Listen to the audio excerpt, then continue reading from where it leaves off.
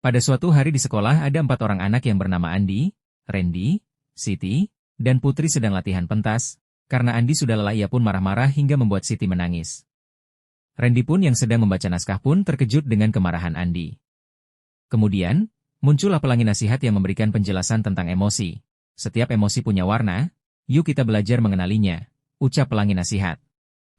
Saat Andi menenangkan diri, pelangi pun mengatakan, marah itu kuat, tetapi bisa menyakiti, ucap pelangi. Kemudian Randy pun menenangkan diri. Sedih itu wajar tetapi beranilah untuk berbicara. Kemudian Siti pun menenangkan diri. Semangat itu indah namun harus hati-hati. Lalu tibalah hari mereka tampil dan mereka pun tampil dengan semangat dan mendapatkan tepuk tangan penonton. Assalamualaikum warahmatullahi wabarakatuh.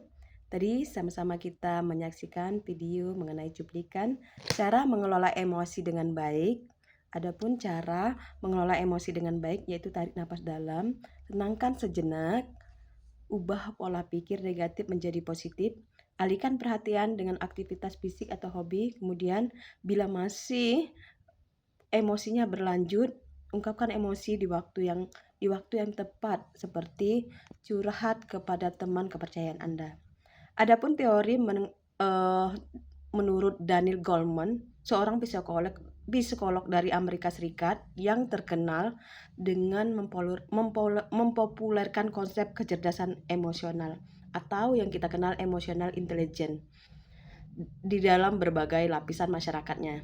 Yang pertama yaitu self-awareness atau kesadaran diri. Jadi, jika Anda sadar diri, Anda selalu tahu bagaimana perasaan Anda dan Anda tahu bagaimana emosi dan tindakan Anda. Anda dapat mempengaruhi orang-orang di sekitar Anda. Menjadi diri sendiri juga berarti memiliki gambaran jelas tentang kekuatan dan kelemahan Anda.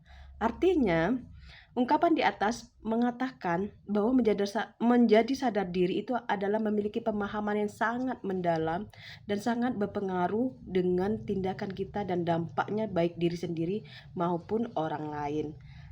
Ini menjadi pondasi utama dalam mengembangkan kecerdasan emosional yang memungkinkan kita untuk bertindak lebih bijak dalam membangun hubungan yang sehat dan terus berkembang secara pribadi.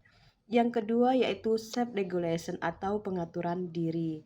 Jadi, ungkapan mereka, pemimpin yang mampu mengatur diri sendiri efektif jarang menyerang orang lain secara verbal, membuat keputusan yang terburu-buru atau emosional, memberikan anggapan kepada orang lain, atau mengkompromikan nilai-nilai mereka. Artinya, pengaturan diri adalah tentang tetap memegang kendali. Jadi prinsip ini juga mencakup fleksibilitas dan komitmen seorang pemimpin terhadap akuntabilitas pribadinya. Artinya, kecerdasan emosional seorang pemimpin untuk tetap memegang kendali dan jarang menyerang secara verbal dan tidak terburu-buru dalam mengambil keputusan. Selanjutnya, kata kunci yang selanjutnya yaitu motivation. Artinya, pemimpin yang termotivasi secara mandiri bekerja secara konsisten untuk mencapai tujuan mereka dan memiliki standar yang sangat tinggi untuk kualitas pekerjaan mereka. Pemimpin yang memiliki motivasi diri yang bekerja dengan tujuan yang jelas dan menetapkan standar tinggi untuk mencapai tujuan mereka secara konsisten dan berusaha mencapai hasil yang terbaik.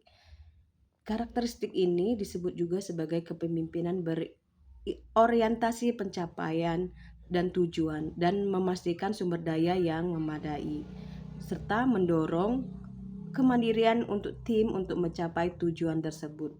Kemudian yang keempat yaitu empati. Bagi para pemimpin memiliki empati yang sangat penting untuk mengelola tim atau organisasi yang sukses. Pemimpin yang berempati mampu menempatkan diri dalam situasi orang lain.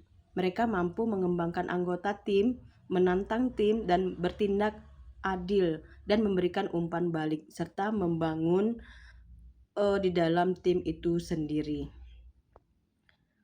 Kesuksesan tim itu tergantung dari sebuah kepercayaan pemimpin, komunikasi yang terbuka, dan lingkungan kerja yang support. Dan yang terakhir yaitu keterampilan sosial, yaitu pemimpin yang unggul dalam elemen keterampilan sosial, yaitu kecerdasan emosionalnya, komunikasi yang hebat. Mereka sama-sama terbuka dengan memberikan, berita baik dan mendapatkan dukungan dari timnya. Artinya, kecerdasan emosional juga kemampuan itu berinteraksi secara efektif dengan orang lain, komunikasi yang baik, dan mampu memotivasi tim. Mungkin itu saja materi yang hari ini yang saya akan berikan, dan mohon maaf bila banyak salah, dan saya akhiri. Wassalamualaikum warahmatullahi wabarakatuh.